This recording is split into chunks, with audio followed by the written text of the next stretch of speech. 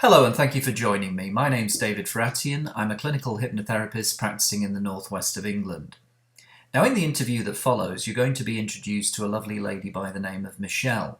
And Michelle came to see me for gastric band hypnosis weight loss back in July 2013 because she had tried all the usual conventional methods of diets, potions and pills with little long-term success. Now, Michelle had heard about this process through a friend and had done her own research online and decided to give it a go. And as she explains in this frank and candid interview, she was able to go down by 2.5 stone in a very short period of time, simply with the power of her mind. Michelle agreed to do this interview because she wanted to help inspire and inform other people who may be considering a similar procedure. Now, if any of the information does resonate with you and you would like to know more, contact details are at the end of this video. I hope you enjoy the interview. Thank you. Okay, well, I'm very glad to be joined today by one of the ladies who has undergone gastric band hypnosis, Michelle Chapman. Welcome. Thank you. I'd like to just start off by asking you how long you, up until this point, you'd been struggling with your weight. Okay, well, I'm now early 40s, and I would probably say since about the age of 18.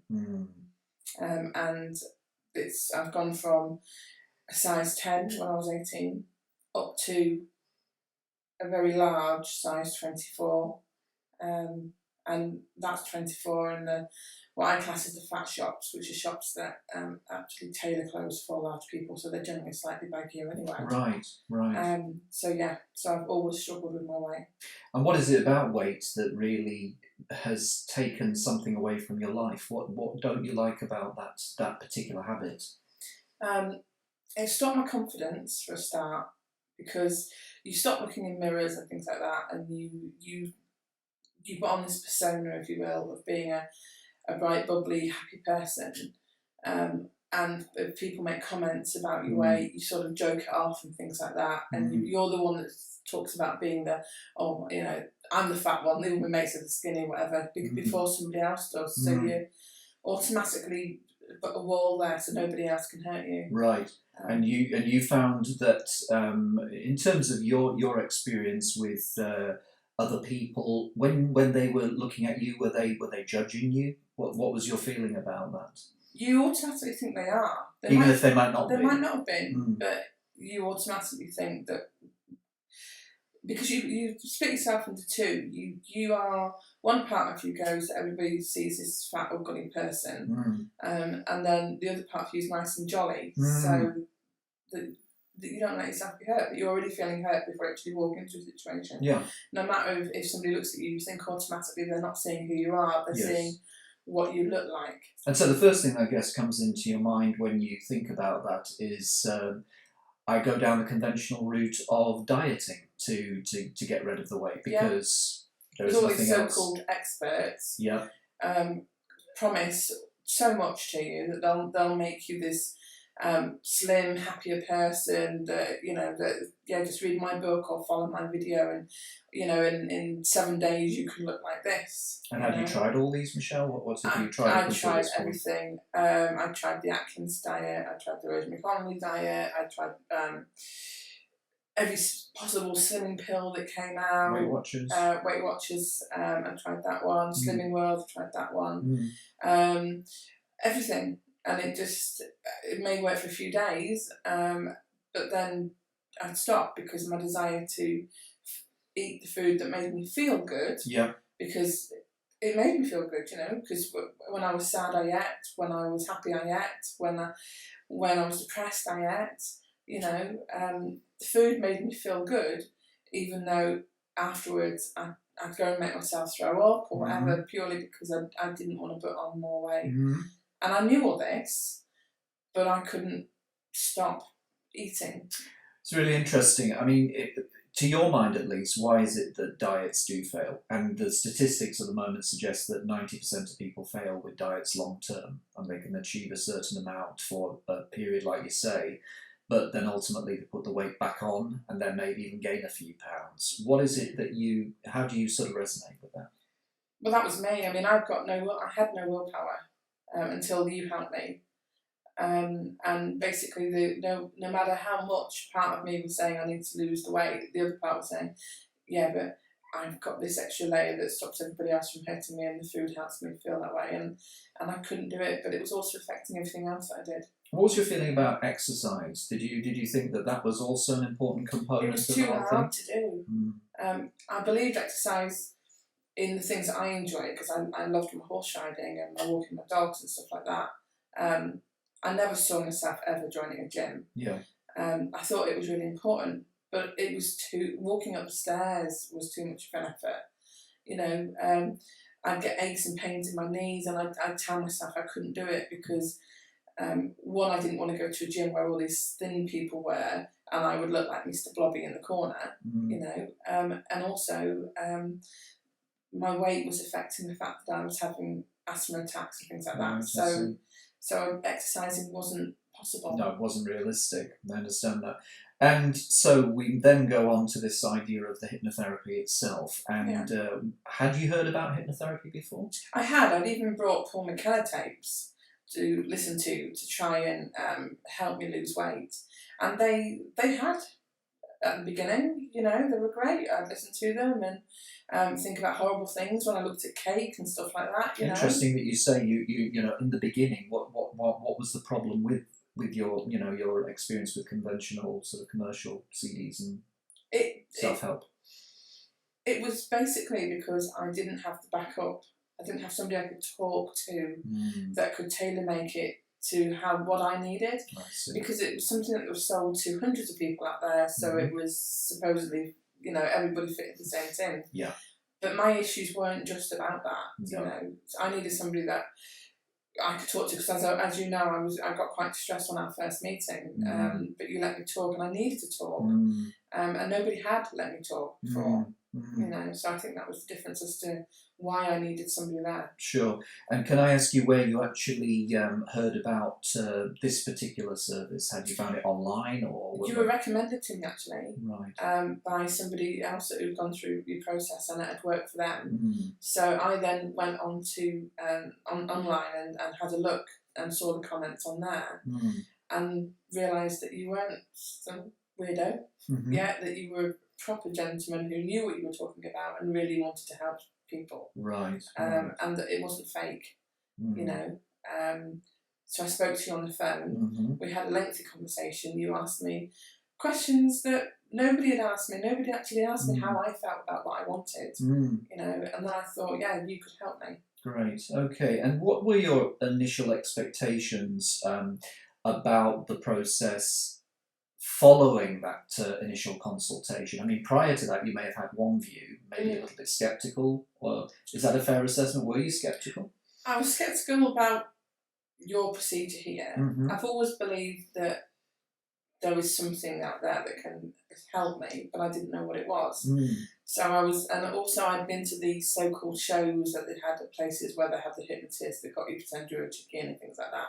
So I was a bit like, oh my God, what am I going to end up doing? Yes. And also, if nothing else could help, and you know, what am I going to get out of it? So from your point of view, I mean, you mentioned the whole stage hypnosis angle. Yeah. For you, is that what you thought about when you heard the word hypnosis? Yeah, you heard I thought it was a gimmick. You couldn't sort of create a distinction between the two. Hypnosis and hypnotherapy were one and the same. Yeah, because even the expert, you know, Mr. McKenna, he did stage shows and got people doing things. So to me, it was just an angle. Just a hook, basically, to get some kind of business from it. Yeah.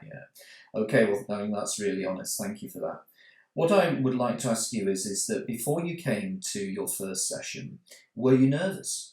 I was petrified. Right. Can you explain to other people what those nerves were about? Well, I was partially afraid of opening up myself because I didn't want to get hurt again. Because I thought you would ask. Well, to be honest, I've been to see a lady in Barrow the year before who had started psychoanalyzing me about why I had this issue with weight and everything else. And I found that really uncomfortable. And also, she'd waved a pen in front of my face and then told me I would be fine. And it had done absolutely nothing. So I was worried about you trying to psychoanalyze me when I didn't feel comfortable, about having to open myself up to feelings that I'd hidden about how I looked. And then maybe also leaving feeling useless again because it hadn't worked. So clearly that didn't happen. No, it didn't. So what was your experience through your first session? It was amazing, to be honest. You'd asked me to bring in some foods that I was addicted to, and one of them, for instance, was chocolate peanuts, and I said to you, they hang on the shelf, I can actually taste them before I've actually picked them off the things, and you asked me to put them there, and you asked me whether I would want to eat them. I said, of course I would, and I don't know, I'm starting tasting it already. But you were brilliant because you weren't in any way intimidating, to be honest. You weren't in any way pushy. You allowed me to talk about how I felt without mocking me, if I can say that. You know, about going, so you feel this way and you feel that way. And you listened. And obviously, at the end of the session, the food that I had craved, I no longer craved, so it had worked. But more to the point, I left feeling empowered. How did that make you feel different from the previous experiences you'd had with diets, for example, at that stage? I felt that I could do it. You felt you could do it? I felt after that one session, with your help, because I felt that you'd listen to me and I could actually do it, and you were working with how it meant for me rather than everybody. And was it just plinky plonky music and lying back and closing your eyes and, you know, spirals in your eyes and all that kind of thing? No, it was very relaxing.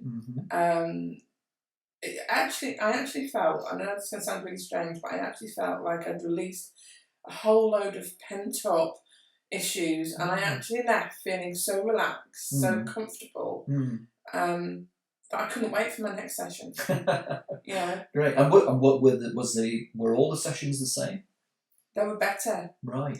Because each one I became more aware of who I am inside, rather than all the frightened bits that were around there, which I was assuming was me. And the inner me began to surface. The inner me that I wanted to be, not that everybody was telling me when I read the diet books I should be. Right. You know, but the inner me that was in there that really wanted to come out and say hello. That the fact that because I am quite a confident person normally, you know, but my weight has always been something that held me back. But that my confidence and everything else about me was coming to the front. And each time, because obviously the first time I'd come, I'd actually made my friend set out the car just in case, you know. Surely. But I just felt so relaxed, so in control as well. That was one thing that I'd been afraid of. I'd been afraid of not having control of what was going on. And because you hear so many people going, oh, well, I didn't know what was happening and everything else. But I was fully alert throughout every single session. Right. I just felt completely relaxed. That's really important, actually, because, again, if you could tell people what it was like in terms of you feeling that control, was there any point in which you thought you were under the hypnotist's spell, or you felt that the hypnotist was controlling your mind? Or no, because that's a lot of preconceptions people have. No, I felt that you were working with my mind, if that makes sense, to sort of build up a strength. But I felt at any time that I could have got up out of the chair and walked out. I didn't feel at any time that that I didn't know what was going on. I didn't, you know, I wasn't made to feel like I was going to be a chicken or anything else, you know. And I just felt, you know, like sometimes when you go to a spa and you're having a really good massage and you just feel relaxed, but you can still get up and walk out. That's how I felt. Fantastic. I was fully in control all the time. Great. So I guess the $1 million question is that it did lead to weight loss. It has lost to massive weight loss. And can you tell everybody about that, please? Yeah, I was I was bordering 18 stone. I have joined a gym, which I never thought I would do, and had to have a well-being. And I'm 15 and a half stone since July. I have dropped 2 dress sizes, and I'm able to go shopping in normal clothes shops, which is amazing. And it's so easy. You know, it's sort of like my daughter still eats a chocolate, and my husband likes his biscuits, and I go to the supermarket and I buy them, and I take them home and I put them in the cupboard, and then I've got my bananas and my apples, and I've got to tell you this. Sorry, had to go on a training program for my company. Okay. And was on the train, and I'd missed breakfast, and there was no food on the train and everything else. And when I got to Sheffield train station, I was starving. Okay. And the old me would have gone, because there's lots of those, you know, that sell crumpets and pastries and everything else. And there was Marks and Spencer's. And I walked into Marks and Spencer's and picked up some bananas. I've never done that in my entire life. And I hadn't even thought about it until I left and paid for them, and I was sat there eating. Yeah. And I was like, oh my God, I'm eating a banana. And I'd always liked bananas, but they were extra. But the fact that I'd actually gone out and sought fruit. Yes. So as I say, so my cupboards are full of junk. Right. That my other partner, that my partner and my daughter eats. Yeah. But I just don't want it. Were you ever told through this process that you had to get rid of anything? Never. Right. No, I was never told anything. Did that surprise you? It did, because when you do the Mr. McKenna CDs, it's all about you don't want cake, you look at cake and you see worms and everything else and all this sort of thing. Sure. I never saw never felt any of that. No. It was just a case of, it was a case of, do you actually fancy eating it? And it was like, no. And also, I drank fizzy pop by the litre per day. I could easily, you know, like the big bottles, easily clear 2 of them a day. Wow. I don't touch it now. But I crave water. Okay. You know, we go and we buy the big Buxton packs of water from Tesco's, and I'll go through 3 or 4 of them a day. You know, sure. Not the whole pack, but bottles a day. You know, and it's sort of like, I don't fancy the fizzy pop. You know, it's the water that I find enjoyable. So in some sense, do you feel like your taste buds have changed? My taste buds have changed amazingly. So I couldn't stand water before. I used to find it quite plain and everything else. I don't like flavoured water. I find that far too sweet. I like just the standard water now. Sure. But equally, I don't know whether my taste buds have changed or whether they've just started noticing things differently. Maybe you've woken up a little bit. Yeah. Yeah. Because the fruit that I eat now, I really enjoy the taste of the fruit. Right. One of the other things that I'd always used to do is, because I've always worked in sales, I eat really, really quickly, because quite often I would work through my lunch, and I didn't taste my meals. Okay. And it was like maybe like when I'd finish and then I'd go, oh God, I'm really full now. Yes. But now I eat slower. Yes. And I taste what I'm eating. Right. Put my knife and fork down. Yeah. Chew what I'm eating, which just sounds so easy, but you just didn't do it. Sure. And the food tastes better. And because when we talk about gastric bands, I mean, obviously, I was watching a program on TV last night, and it shows when things go wrong for gastric bands. It's a very expensive procedure, and it sometimes can be a deadly procedure. Yeah. What was your experience with the gastric band side of things? Did you feel like you were eating less? Definitely eating less. Don't know whether you've ever had it, but if you go into Tesco sometimes, you can get like 2, they do chicken chasseur, 2 fillets. Yes, yes. I would have one of those on my own, with a big pile of mashed potatoes and peas, because I love peas. Okay. Now I will have just 1 breast and a little bit of mashed potatoes, still lots of peas. Right, yeah, sure. And then I'm full. And then you don't after that. Yeah. But one of the additional things is obviously because I'm dairy intolerant, but I was eating things that I shouldn't have been eating, and they were making me feel ill and everything else. Have those been eradicated now? Yeah, I don't want them anymore.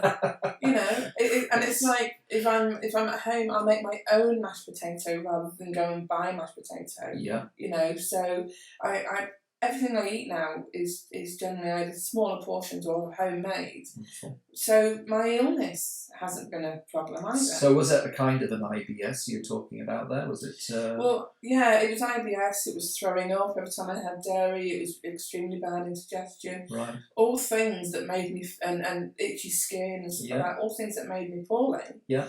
So when I was eating the bad things, I knew I was going to be poorly, but my brain still craved the bad things. Understood. So if you were telling people about whether this is sustainable for you, oh yeah, what's the convincer for you that this is sustainable? The fact that I've got a cupboard full of rubbish that my daughter and my dad eat, and I don't want it at all. At all. No, you know. At the beginning, sometimes I had to use the techniques that you taught me, so that the taste of maybe something that was new in the cupboard would go away. But I really don't need to use it that often now.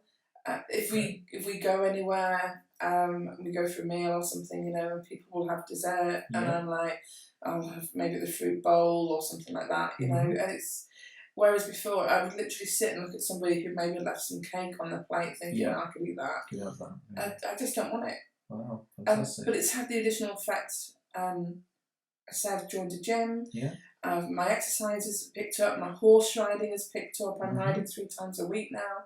I walk the dogs, but I'm just enjoying it. So that's really great to hear. So is this something that you would recommend then? Oh, 100%.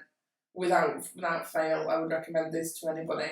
You know, even the ones like me that feel that they're never going to be able to give up that food or they can't open up. Yeah. I would recommend it to everybody. That's fantastic. Thank you very much. And I think they're fools that they don't do it. Okay. Well, let's see. Let's hope the NHS are listening to this. I told my doctor that I was doing it. You know. Did you? Yeah. And what did he say about that? She. She said that she believes in hypnosis. She thinks it really does work, yeah. Wonderful. And she was really pleased. Great. Out more. Good. Well, all I can say is that I just wish you every success with that in the future. Well, thank you. I know you're here today for another phobia, which we will look at shortly. Yes. We'll talk about that in a moment. But as far as things go with your weight loss, I wish you the best of luck for the future.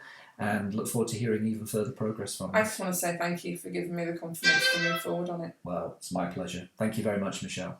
Okay. Thank you.